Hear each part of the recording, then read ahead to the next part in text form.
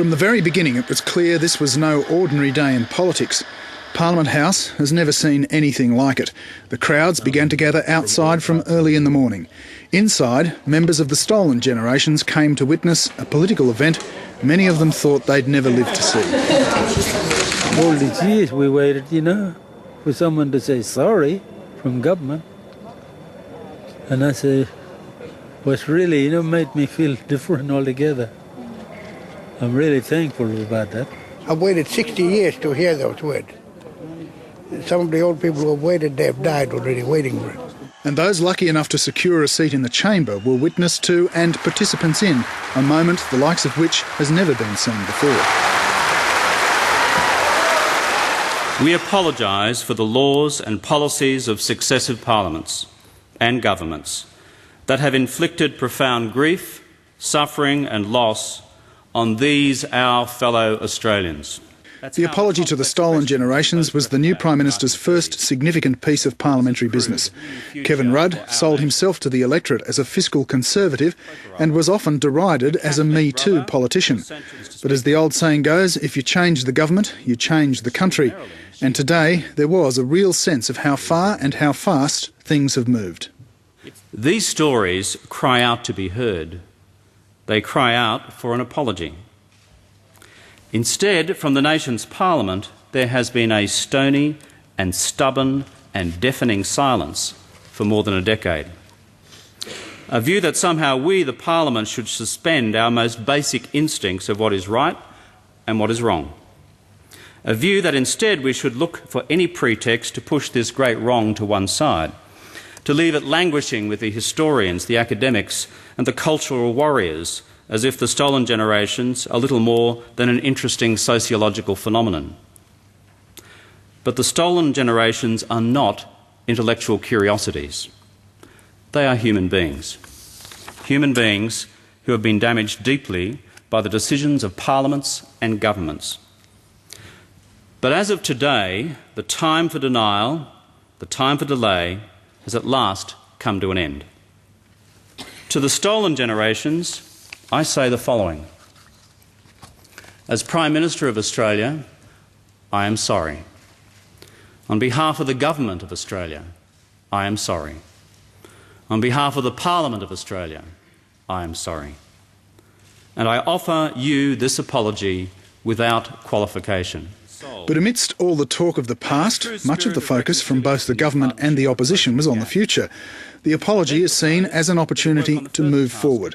As Kevin Rudd said, words alone can't take away the pain and the suffering, and while he insists this is not an opening for compensation, he does see it as an opportunity for a fresh start. In his speech, the new Prime Minister committed to halve the gap in infant mortality rates between Indigenous and non-Indigenous children and to close the life expectancy gap. The truth is, a business-as-usual approach towards Indigenous Australians is not working. Most old approaches are not working. We need a new beginning. The new beginning includes a call for a so-called War Cabinet, a joint policy commission headed by the Prime Minister and the Leader of the Opposition, to focus initially on housing and constitutional recognition. The Joint Commission idea won immediate and unconditional support from the Opposition Leader as he embraced the sentiment of a truly unique political moment. Today our nation crosses a threshold. We formally offer an apology. We say sorry to those Aboriginal people forcibly removed from their families through the first 7 decades of the 20th century. In doing so, we reach from within ourselves to our past, those whose lives connect us to it, and in deep understanding of its importance to our future. Like Mr Rudd, the new opposition leader detailed some of the harrowing personal experiences, but his speech struggled to find a cohesive theme. Personal suffering, he stressed, was often the end result of good intentions of governments and churches, motivated by kindness and a belief that rescued children deserved a better life. Our responsibility, every one of us, is to understand what happened here, why it happened, the impact that it had not only on those who were removed, but also those who did the removing and those who supported it. Our generation does not own these actions, nor should it feel guilt for what was done in many, but certainly not all cases, with the best of intentions.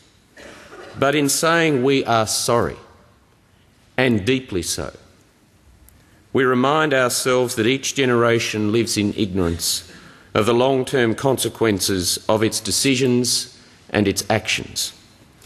Even when motivated by inherent humanity and decency to reach out to the dispossessed in extreme adversity, our actions can have unintended consequences. As such, many decent Australians are hurt by accusations of theft in relation to their good intentions. Brendan Nelson's speech walked a difficult line. Its support for the apology was influenced by the very real divisions the issue has exposed within his own side. Many of those in the public gallery were clearly unimpressed, but on the whole they listened politely. Alcohol, welfare without responsibilities, isolation from the economic mainstream, corrupt management of resources, nepotism. But outside the constraints imposed by the occasion in the chamber, the response was far less gracious. As Brendan Nelson began detailing the abuse recently documented within Aboriginal communities that led to the previous government's intervention in the Northern Territory, the anger rippled through the crowd watching the big screens in the Great Hall. As it happens, two of the Prime Minister's press secretaries, Lachlan Harris, shown here, and Tim Gleeson, were seen clapping along with the protesters, somehow not in the spirit of bipartisanship their boss was trying hard to promote. But among the real politicians, there was also some pointed political theatre. Wilson Tuckey walked out of the chamber, and another Liberal backbencher, Chris Pearce, was the only politician who chose not to be part of the standing ovation. But in the end, this is the imagery most will take out of today. You don't see this often. The New Beginning has got off to a strong start, even if, as some of those present were keen to remind us, it's been a long time coming. A country has always got to look for its golden threads, and when we start looking for the black threads, you lose your way. We lost our way for a decade looking for the black threads. It was Paul Keating's famous Redfern speech that was seen by many in the Indigenous community as the other great piece of modern political symbolism. We brought the diseases and the alcohol. We committed the murders. We took the children from their mothers. We failed to ask, how would I feel if this was done to me? As a consequence, we failed to see that what we were doing degraded us all. Back then, this was viewed by some non-Indigenous Australians, including the Prime Minister who followed him, as provocative and out of step with the public mood. Today, John Howard was the only living former leader who didn't make it to Canberra. As they say, the past is a different country. Certainly the politics has moved on to new territory. But once morning tea was over, the new government's focus was firmly back on its wider policy agenda.